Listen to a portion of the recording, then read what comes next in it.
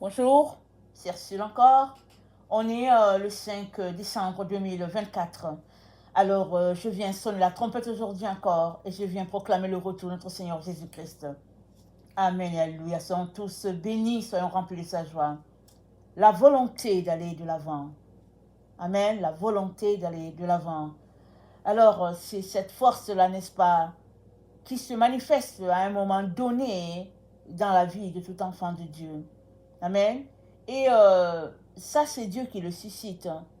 Alors, une fois qu'on a notre vie au Seigneur et qu'on marche avec le Seigneur, il arrive tout simplement qu'à un moment donné, on sent tout simplement qu'on aimerait avoir plus. On veut plus. Et quand c'est comme ça, c'est le Seigneur qui est en train de nous titiller, n'est-ce pas? En train de nous inviter à entrer dans sa présence. Il est en train de nous attirer à lui par cette force-là, ce lien d'amour, cet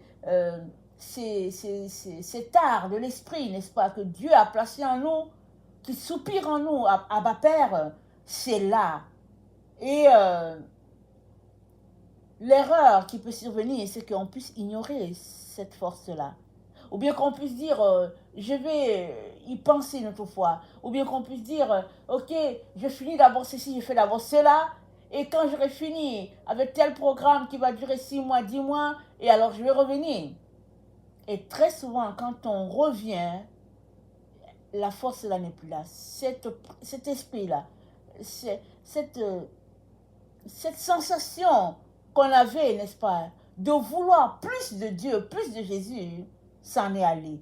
Amen. Et Dieu nous dit dans Jacques 4, le verset 8, approchez-vous de Dieu et il s'approchera de vous. Nettoyez vos mains, pécheurs, purifiez vos cœurs, hommes irrésolus. Sentez votre misère, soyez dans le deuil et dans les larmes, que votre rire se change en deuil et votre joie en tristesse. Humiliez-vous devant le Seigneur et il vous élèvera. Amen. Alors, on va s'arrêter là. Il dit, approchez-vous de Dieu et il s'approchera de vous. Nettoyez vos mains pécheurs et purifiez vos cœurs, hommes irrésolus. Amen. L'apôtre Jacques, n'est-ce pas, en train de parler ici à toute la foule qui était là, la communauté, peut-être des Israélites qui marchaient selon une certaine religion et qui peut-être soupiraient à avoir les choses de l'esprit, qui soupiraient à avoir plus, qui soupiraient à expérimenter, n'est-ce pas, plus de Jésus ou bien vraiment le vivre dans leur être. Jacques dit, approchez-vous de Dieu. Amen. Et cette parole, elle est pour nous aussi. Pardon. Alors, on vit dans un siècle où l'intérêt est porté ailleurs. Tout tourne vers le physique, tout ce qui nous environne, et ou bien on s'intéresse à ce qui est ailleurs, à des milliers de kilomètres de nous, on s'intéresse à ça, alors que ici, à côté, on a à peu près la même chose, la même situation, mais on est porté ailleurs. Et ça, c'est un peu l'esprit de notre temps, n'est-ce pas, où les gens sont portés vers ce qui ne nourrit pas, vers ce qui ne rassasie pas spirituellement, sont juste portés à regarder ce qui n'édifie pas, parce que c'est l'esprit du moment, un esprit qui oppose Dieu, un esprit qui va vraiment à l'encontre de tout ce que Dieu aimerait. Mais Dieu nous dit de nous approcher de lui. Malgré toutes ces situations, de nous approcher de lui. Malgré tout l'environnement qui est contre, entre guillemets, l'édit chrétien, Dieu dit, approchez-vous. Et moi aussi, je m'approcherai de vous. Amen. Alors, il y a deux aspects, n'est-ce pas, au fait de purifier nos cœurs. Quand nous nous approchons de Dieu, amen, quand nous approchons de Dieu, plus nous nous approchons, plus nous voulons plus de lui. Amen. Plus nous approchons, plus nous voulons de lui. Et c'est comme ça qu'on grandit. Amen. Mais l'autre aspect, c'est que Dieu s'approche de nous. Amen. Et nous, on s'en éloigne. Pourquoi? À cause peut-être d'un péché qu'il a caché et puis qu'on n'aimerait pas, au fait, faire sortir. Et Dieu dit, approchez-vous. Approchez-vous. Que ce péché, cette erreur ne bloque pas ta relation avec Dieu. Et si tu veux t'approcher et que ça bloque, va regarder souvent en dedans de toi. Il se pourrait qu'il y ait quelque chose là qui entrave, n'est-ce pas, ton épanouissement avec le Seigneur Jésus-Christ. Et dans, attendez, Ésaïe 55, dans Ésaïe 55, le verset 7,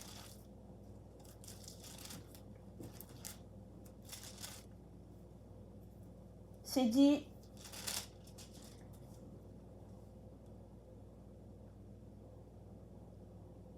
que le méchant abandonne sa voie et l'homme d'iniquité ses pensées, qu'il retourne à l'Éternel qui aura pitié de lui, à notre Dieu qui ne se lasse pas de pardonner, car mes pensées ne sont pas vos pensées et vos voix ne sont pas mes voix, dit l'Éternel.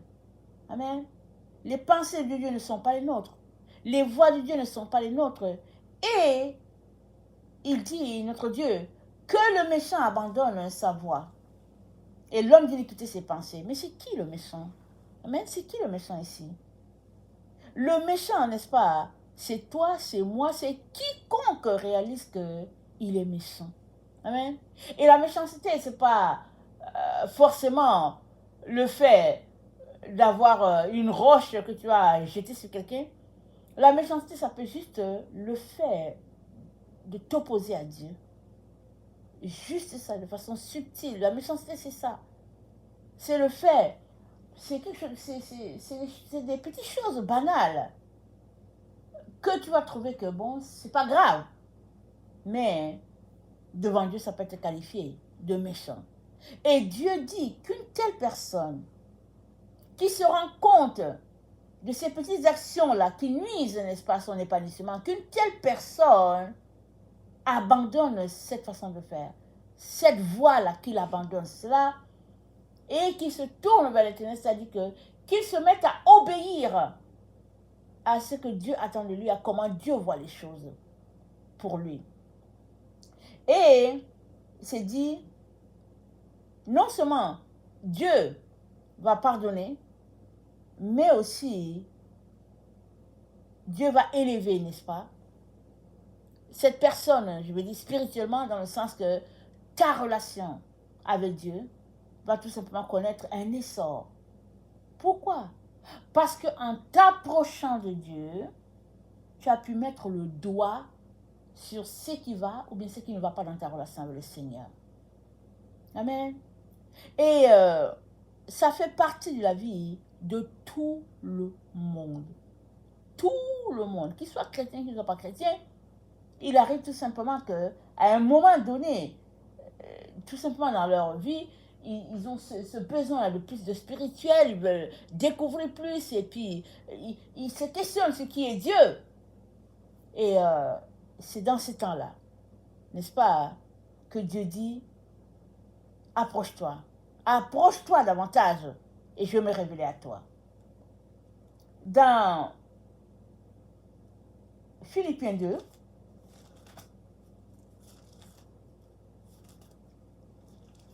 dans Philippiens 2, le verset 12,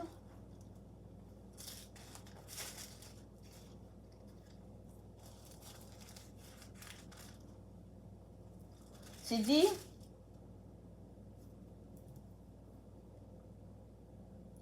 ainsi mes bien-aimés, comme vous avez toujours obéi, travaillez à votre salut avec crainte et tremblement, non seulement comme en ma présence, mais bien plus encore maintenant que je suis absent. Travaillez à votre salut avec crainte et tremblement. Alors, travail à son salut, c'est quoi? C'est, n'est-ce pas, ajouter des petites choses, n'est-ce pas? Comme exemple, tu as une robe déjà confectionnée, très belle et tout, mais tu veux ajouter des petits trucs là-dessus pour encore l'embellir. Et ça peut être des petites fleurs, ça peut être des petites dentelles, des choses de ce genre, pour embellir ta robe. Et, et c'est dit, travaillez à votre salut avec crainte et tremblement. Donc, le travail, n'est-ce pas, qui nous est recommandé par l'apôtre Paul, ce n'est pas un travail pour mériter. C'est pas un travail pour une rémunération. C'est pas un travail pour mériter une récompense que si tu ne le fais pas, tu n'auras pas la récompense et tout. Mais c'est un travail pour aller de l'avant. Et ce travail, c'est sur nous-mêmes que nous le travaillons, que nous pratiquons cela. Ça dit, c'est à toi de voir ta faiblesse. Tu te regardes, tu dis, Seigneur, j'ai un problème de gourmandise, viens à mon aide. Amen. Ça, c'est un premier élément. C'est une prise de conscience de le problème que tu as. Deuxième élément, c'est de dire, ok, qu'est-ce que je peux faire dans mon alimentation pour changer cela? Qu'est-ce que je peux faire, n'est-ce pas, dans ma culture sportive, là? Qu'est-ce que je peux faire pour pouvoir ajouter quelque chose qui va améliorer, n'est-ce pas, ma relation avec le Seigneur? Qu'est-ce que je peux faire? Et alors que tu travailles, alors que tu prends du temps, alors Dieu, lui, il vient faire le travail. Amen. Complet en toi. Amen. Alors que tu prends le temps avec le Seigneur Jésus, Dieu vient faire le travail dans ton cœur, afin que tu sois conforme, n'est-ce pas, à ce qu'il t'a créé, à comment il t'a créé. Et c'est dit, attendez, au verset 15, afin que vous soyez irréprochables et purs, des enfants de Dieu, irrépréhensibles au milieu d'une génération perverse et corrompue, parmi laquelle vous brillez comme le flambeau dans le monde, portant la parole de vie. Et je pourrais me glorifier aujourd'hui du Seigneur de n'avoir pas couru en vain, ni travaillé en vain. Alors, Paul dit, tout ça là, le fait qu'il nous encourage à travailler, tout ça, c'est pour qu'à la fin, on soit irréprochable. Mais c'est qui déclare que nous sommes irréprochables? C'est encore Jésus-Christ, c'est par son sacrifice à la croix. Parce que de nous-mêmes, on ne peut pas éradier le péché. Jésus-Christ l'a fait. Amen. Il l'a fait sur la croix. Et maintenant, ce qu'il nous demande, c'est de nous tenir à notre engagement, n'est-ce pas? De le suivre, c'est de nous tenir à cela. Et les choses, n'est-ce pas, changeront. C'est-à-dire, ils iront dans le sens de ce zèle que tu as eu d'aller de l'avant, de découvrir plus de Dieu. Et dans Philippiens 3, le verset 6, c'est dit, quant aux zèles persécuteurs de l'Église, irréprochables à l'égard de la justice de la loi, quant aux zèles persécuteurs de l'Église, irréprochables à l'égard de la justice de la loi, mais ces choses qui étaient pour moi des gains, je les ai enregistrées comme une perte à cause de Christ. Et même, je regarde toutes choses comme une perte à cause de l'excellence, de la connaissance du Seigneur Jésus-Christ, mon Seigneur, pour lequel j'ai renoncé à tout. Et je les regarde comme de la boue afin de gagner Christ. Renoncer à tout. Amen. Renoncer à tout. C'est une marche. C'est une marche. Et c'est ce qui va nous aider dans notre engagement de suivre Jésus. Le fait de renoncer. Amen. À toutes ces choses auxquelles on tient. Oh non, mais ça c'est ma chaussure, je l'aime. Oh non, mais ça c'est un souvenir de tel et puis je l'aime. Le Seigneur dit, amen, de nous concentrer à regarder à la croix, le sacrifice qu'il a fait et nous concentrer à le suivre. Et à le suivre lui et lui seul. Et dans Romains 12,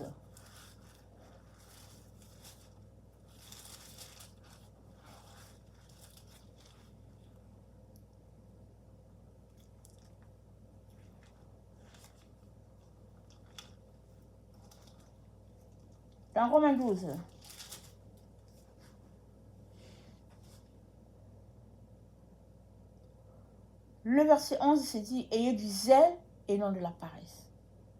Dans d'autres versions, c'est dit « Soyez fervents d'esprit ». Amen. Servez le Seigneur.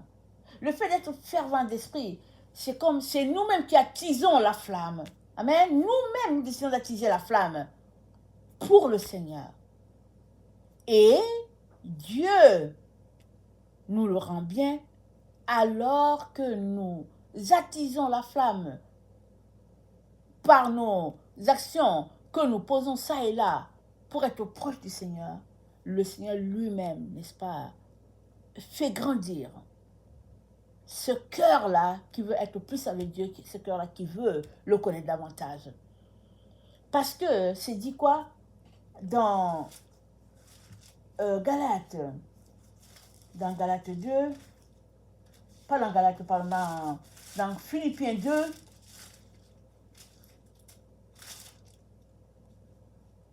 au verset, attendez, voilà, Philippiens 2 au verset 13, c'est dit, car c'est Dieu qui produit en vous le vouloir et le faire selon son bon plaisir. C'est Dieu qui suscite en nous cette soif-là de mieux le connaître, cette passion-là. On veut plus, on veut grandir, on se dit, ah non, mais j'aimerais aller de l'avant et tout. Ça vient du Saint-Esprit, ça ne peut pas venir de nous, nous sommes des humains, ça ne peut pas venir. Ça vient du Saint-Esprit. Maintenant, à nous de répondre. Si c'est ça que nous voulons, si c'est ça que nous voulons vraiment, c'est-à-dire grandir dans le Seigneur, c'est à nous, n'est-ce pas, de venir devant Dieu par nos différentes, nos soupirs, nos gestuels, n'est-ce pas, en ouvrant notre bouche pour lui dire, Seigneur, je veux plus de toi. Seigneur, je veux encore davantage. Et ce n'est que ça que le Seigneur veut. Ce n'est que ça. Parce que seuls ceux-là qui sont intimes avec lui vont l'entendre. Amen. Seuls ceux qui sont intimes avec lui. Et plus que jamais, je viens vraiment nous encourager à demander au Seigneur de nous aider, n'est-ce pas, à soupirer après lui. Parce que ça, c'est un problème, ça c'est spirituel. C'est une situation spirituelle qui fait que c'est Dieu qui peut susciter cela en toi. Et je prie que cela puisse être suscité. Alors que tu démontres l'intérêt pour la connaissance de Dieu, Dieu lui-même va, n'est-ce pas, placer le nécessaire sur ton chemin afin que tu puisses grandir et que tu puisses lui être agréable en toutes choses. Voilà, c'est un petit message, n'est-ce pas? Nous exhortons, nous encourageons à grandir. Et alors que nous avons bien affiché notre désir de grandir, nous devons travailler à cela. Nous devons poser des actions à cela. Et Dieu va venir arroser, amen, de son nom, de sa lumière, de sa gloire. Que le Seigneur bénisse sa parole. Maranatha, Jésus revient. Amen, alléluia. Amen.